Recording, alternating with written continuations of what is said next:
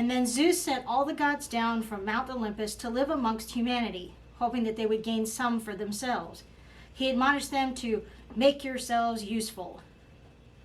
Wow, that was just an incredible story. I am so glad that Magical Girl Kit Kat told us about it. Just imagine Greek gods living amongst us, humans in disguise, and all in a world inspired by the books of H.G. Wells and Jules Verne.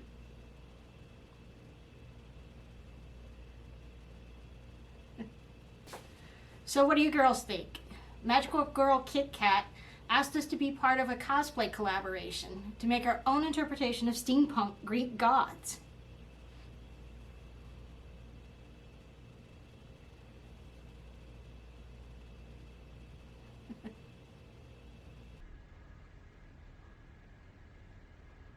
Okay, well, let's get to the costume trunk and see what we need to make. This will be so fun. You guys start thinking about what you want to be, and I'll go get some of this stuff.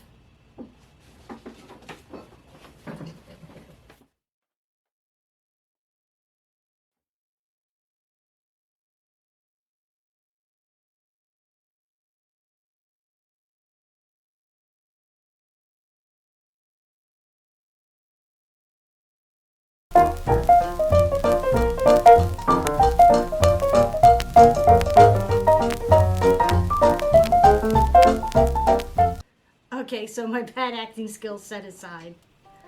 Hi, I just finished explaining to Kit and Kat what we're doing, and now let me share with you. Magical Girl Kit Kat contacted us about a collaboration, creating a cosplay for our smart dolls. So this collaboration was a 3-team effort. Kat and Ben from Magical Girl Kit Kat, Sandy and John from MyLadyDisdain, and Corey and I from Kit and Kat. We each chose a Greek god and created a character that would be in this steampunk world. It was a lot of fun, using all of our skills and crafts to fully immerse ourselves in this world. Once everybody was on board with the collaboration, the first thing we did was we had a Facebook meeting where everybody had the chance to talk about what Greek gods they wanted to do and pitch it to the rest of the team. Anna is making her pitch for the god she wants to do to everybody else. So for Kat, I chose Hephaestus. Hephaestus is the god of blacksmiths and craftsmen. Kat is our serious character, and this god really appealed to me. Hef, we'll call him Hef for short, is unique in that he never lived on Mount Olympus. He actually lived in his forge underneath Mount Etna. So he's been among humanity for a little bit longer than the others. And he is responsible for creating some of the gods' equipment and armor, specifically Zeus's lightning bolts, Athena's shield, and Hermes' wing sandals and helmet.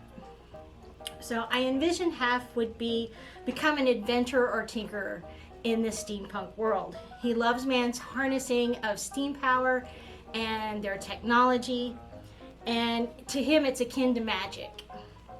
Thus, he works to update the equipment and that of the other gods so that they can blend into and function in the steampunk world. And where man's technology falls short, Hef's not above using some of his magic to make things work. For the cosplay, I imagined something very utilitarian and practical. I didn't see long flowing skirts or long flowing sleeves because they would catch fire. It would be a safety hazard with the forge. So instead, my imagination kind of went towards that very early Edwardian gentleman's sporting gear. So for Hephaestus, I gave a pair of short knee breeches, tall boots, and a short sleeve chemise to keep cool because it gets hot in a blacksmith forge. And the key piece was the corset, something leather, something very protective, and almost kind of a throwback to the ancient Greek armor. So, and of course, a tinkerer needs lots of pockets, lots of little doodads, so lots of pockets to hold things like the gears and screws and all of their accoutrement, as well as holding some less mundane supplies. Zeus's lightning bolts as fuses, maybe some coolant, which is water from the river Styx, that sort of thing. So that's my concept for Kat's cosplay. Let's see what Corey has in mind for Kit. Hi there. It is my turn to talk about my inspiration for this collaboration. Anna and I decided early on that we definitely wanted to use our original two dolls that we've called Kit and Kat for this collaboration. We assigned personalities to both of these dolls, and Kit was always just a little bit airheaded and flighty, and so when I was trying to think of which Greek god would best suit a cosplay using Kit, I was thinking airheaded, flighty, air. Hermes, messenger of the god, who flitted around with winged sandals made by Hephaestus. That was who I decided to go with. I felt that even living amongst humans, all of these gods who are used to getting their messages really quick delivered by Hermes, they wouldn't be willing to just let Hermes walk to deliver these messages. It could take days, and they're used to getting their messages immediately. So Hermes still needed to be able to fly in order to deliver these messages quickly. But how could she fly in a steampunk environment? And that got me thinking about older methods of flight. And I got reminded of the Disney movie, The Rocketeer, and a jetpack. And that would fit with Hermes. But a jetpack from The Rocketeer would be out of place. Mostly because in a steampunk world there is no jet fuel. But what there is, and it's right in the name, is steam. So I decided that I was going to make a jetpack, but powered by steam, a steam pack.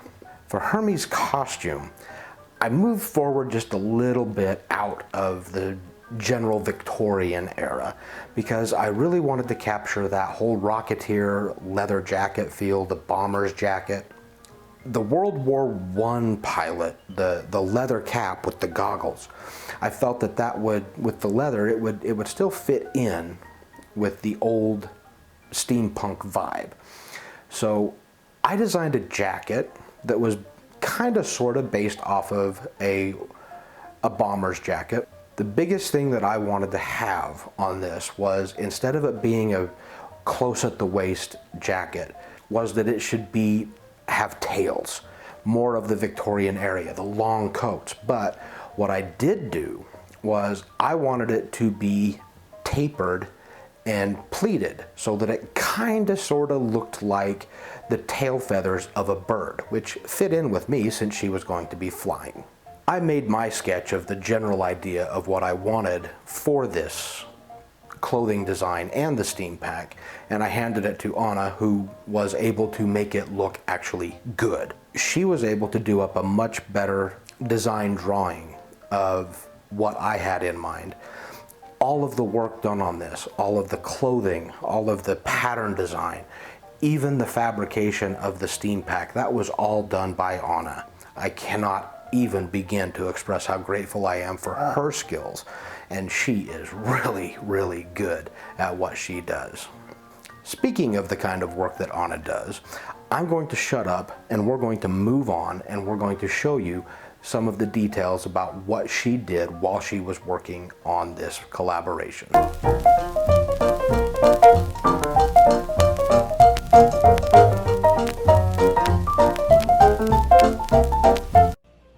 Before the big reveal, I did want to show you guys some highlights and details of some of the costume pieces and props that we made for the dolls' characters. So we've come to the part in the project for Hermes that we need to make the flight jacket. And again, we're going to use our faux distressed leather. And I have a cotton organdy for the lining. And I want to see if I can use this wool felt to kind of mimic some of the shearling that would be on the inside of the collar. So my inspiration was a women's riding jacket for like riding on a bike, but I wanted something a little bit more streamlined. So I had purchased previously this pattern. It is inspired by the original Victorian jacket, but it's been simplified. This actually will work for me because with the dolls, a more simplified pattern will be easier for me to alter. What I did was I went and scanned my pattern pieces and reduced them to about 34%. Now I can't use this as my final pattern because some of the proportions will be off. The smallest size on this pattern was a size 6 that was available. If you look at Smart Doll proportions, they're actually closer to a size 3. So I would have had to have manipulated this a little bit anyway. I had previously made a sloper for my dolls, and this one is for the medium bust. So I need my sloper, which gives me the correct fit for the close fitting jacket. And I take my pattern scans, and I'm going to use this book to help me to adapt and alter the pattern so that it will fit the doll. One of the first adjustments I want to make is the pattern itself is a set-in straight sleeve, and because I want more of that Victorian aesthetic, I want to kind of puff the sleeves at the top just a little bit, not too much, because we have the jet pack or steam pack that's going to fit. So this one will actually show me where I need to cut on the sleeve and how to add that volume at the top. So that's what I'm going to be doing today. And we have Hermes outfit. I took my pants pattern, straightened the legs a little bit so they're not as flared. Gave her some suede knee patches and pocket flaps. And she's actually got a zipper, a hook and eye. And she's got a little cargo pocket on the side. And her blouse is just Danny's school blouse pattern. Little bolo's just a piece of ribbon, the accent. I did change the collar for this little rounded stand-up collar. That came out really well. The piece de resistance, the flight jacket. I wanted something that kind of resembled a woman's riding coat. So, and those usually came with long skirts in the back. This one, it's pleated, and we top stitched just to hold its shape. It kind of reminded me of like a mechanical bird's tail with the tail feathers. She's got some top stitching, and it's made out of this faux leather. Her sleeves, we've got our little toggles to hold our control cables. The collar, the inside, it's fully lined, and this is actually a cotton lawn, or this might be the cotton organza because it's a little thinner than lawn.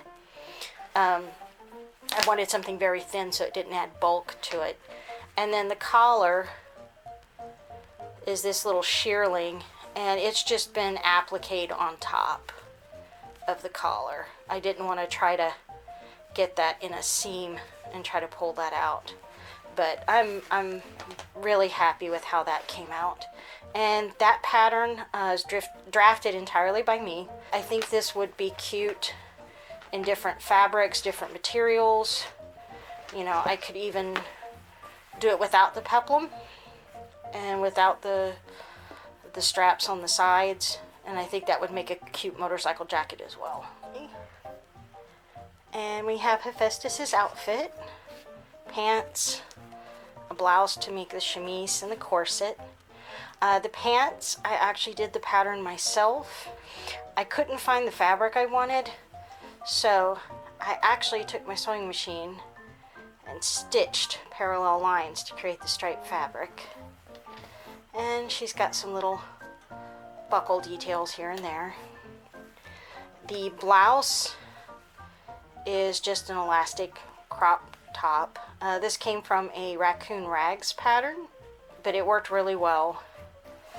And the corset, I'm really happy with how the corset came out. We've got little rivets down the front to look like the busk. The boning, it's quite stiff, is actually made from zip ties. And it is lined inside. And we've got our little rivets, and we used thin lacing, thin strips of leather for the lacing. So I am really happy with how this came out. And this actually is a pattern from ModaVation for their lingerie type corset, but I think it looks really well for our steampunk, and it's lined with the same striped material as we have for our blouse. And this is from an online pattern I found from a historical reenactment group. And here's her little mail pouch to carry her messages. She's got her little cartouche with the wings, kind of point out that it's Hermes. And Kat's welder's helmet. We've got feathers and gears and resin roses, and used resin on the lenses. And it's just a little doll's craft hat. So 3D printed a few other items. Kit's aviator glasses with their little amber colored resin lenses. Printed the hammer, painted it, wrapped it on leather on a dowel. And Kat's Hephaestus. We've got bottles of various chemicals, keys to the lab, these little cylinders kind of look like Zeus's lightning in a bottle. Her book of instructions. Okay. So this is Kit's jetpack for Hermes.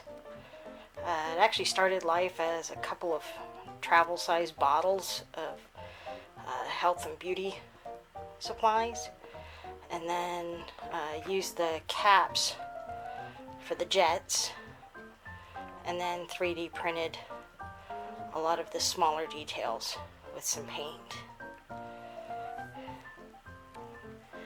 And that's just kind of a brief overview of the parts and pieces that make up the doll's cosplay. I got this little box from one of the decor stores just to kind of keep the majority of the pieces together. I thought that was kind of cute. So, after all of the meetings, Zoom meetings, Facebook chat meetings, swapping files back and forth, it is time for the big reveal.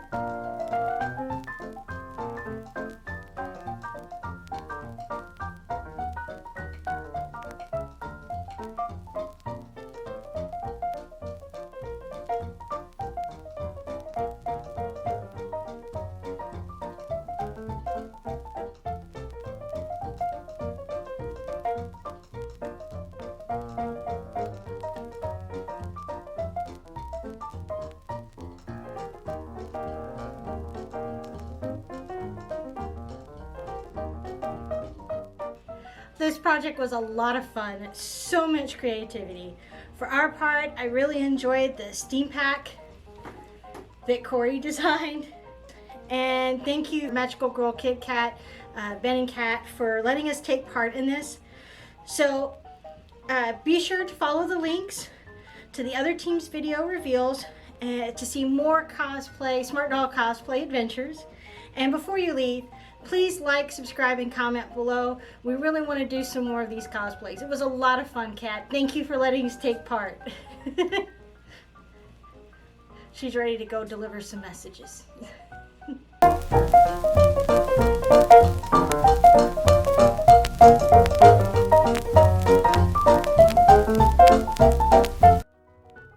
Thank you for watching our video telling the story of how we turned our two smart dolls, Kit and Kat, into the Greek gods Hermes and Hephaestus.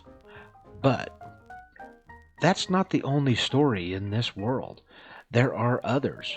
Who are those other silhouettes? Keep watching for sneak peeks from our other collaborators into the Greek gods that they chose. Hi, it's MagicalGirlKitCat. To learn more about Hades and her story, please click here to find out more. I'm excited to see you soon. Choose your adventure wisely. Hi, I'm Sandy. And I'm John. If you'd like to see how the three fates made their life in the mortal realm, visit us at MyLadyDisdain.